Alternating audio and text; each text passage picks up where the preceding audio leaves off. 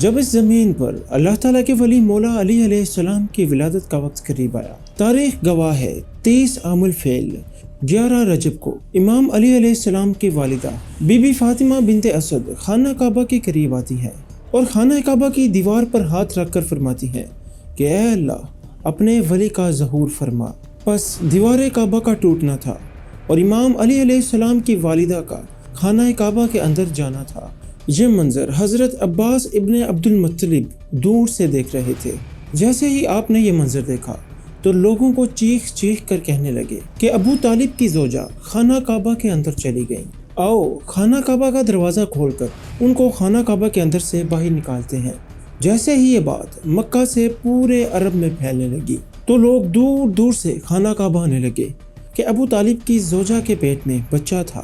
ابو طالب کی زوجہ خانہ کعبہ کے اندر، وہ بھی دیوار سے۔ لوگ خانہ کعبہ کا دروازہ کھولنے کی کوشش کر رہے ہیں لیکن کسی سے بھی اللہ کے گھر خانہ کعبہ کا دروازہ کھلتا ہی نہیں۔ اس وقت پوری دنیا میں صرف 2 لوگ مطمئن تھے، ایک ابو طالب اور دوسرے اللہ کے رسول صلی اللہ علیہ وآلہ وسلم۔ تاریخ نے لکھا ہے کہ عرب کی سرزمین پر ایک جگہ پر کبھی بھی اتنا زیادہ ہجوم اکٹھا نہیں ہوا۔ بس 23 عام الفیل 13 رجب کو سب لوگ خانہ کعبہ کی طرف دیکھ ہی رہے تھے کہ خانہ کعبہ کی دیواریں ہلنے لگی اور وہی شگاف جو کہ پہلے پڑے تھے وہ پھر سے ظاہر ہونے لگے۔ سب لوگ حیرت سے دیکھ رہے تھے۔ اتنے میں ابو طالب فرمانے لگے، اے محمد جاؤ دیکھو۔ جب اللہ کے رسول حضرت محمد صلی اللہ علیہ وآلہ وسلم اپنے مبارک قدموں سے خانہ کعبہ کی طرف چل کر جانے لگے اور جب وہ خانہ کعبہ کے اندر پہنچے تو آپ نے دیکھا کہ ایک نورانی بچے کے نور سے پورا خانہ کعبہ چمک رہا ہے۔ آپ نے دیکھا کہ مولا علی علیہ السلام کی والدہ پریشان نظر آ رہی ہیں۔ رسول اللہ صلی اللہ علیہ وآلہ وسلم نے فرمایا کہ اے میری ماں آپ پریشان کیوں ہیں؟ تو بی بی فاطمہ بنت اسد فرمانے لگی، تب سے لے کر اب تک نہ یہ بچہ روتا ہے اور نہ ہی یہ بچہ دودھ پی رہا ہے۔ اللہ کے رسول صلی اللہ علیہ وآلہ وسلم نے مسکرا کر جیسے ہی وہ بچہ اپنی گود میں اٹھایا تو وہ بچہ مسکراتے ہوئے اپنی آنکھیں کھولنے لگا۔ اللہ کے رسول صلی اللہ علیہ وآلہ وسلم نے اپنے زبان مولا علی علیہ السلام کے منہ میں دی اور امام علی علیہ السلام آپ صلی اللہ علیہ وآلہ وسلم کی زبان مبارک کو چوسنے لگے۔ پھر جیسے ہی رسول اللہ صلی اللہ علیہ وآلہ وسلم حضرت علی علیہ السلام کو اپنی گود میں لے کر باہر آتے ہیں تو سارا عرب اس بچے کے نور اور فضیلت کو دیکھ کر جھومنے لگتا ہے۔ لوگ آپس میں کہنے لگتے ہیں کہ اس بچے کا نام کیا رکھیں؟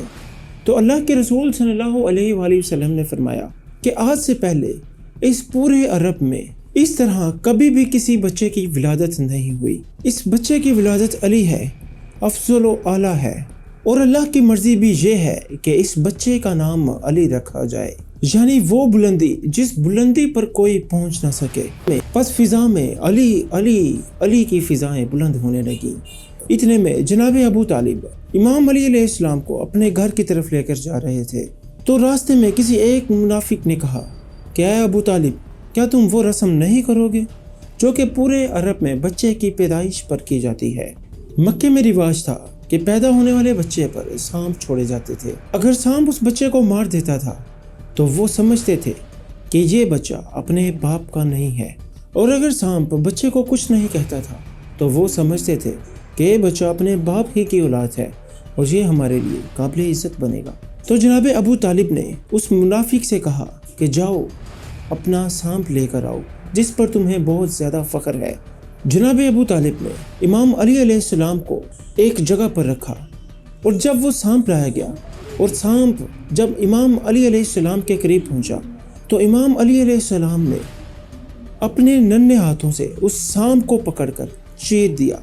بس سب زور زور سے کہنے لگے کہ اس بچے نے اس سانپ کو چیر دیا۔ یہ آواز فضا میں گونج گونج کر یوں معلوم ہونے لگی کہ جیسے سب کہہ رہے ہوں حیدر حیدر حیدر۔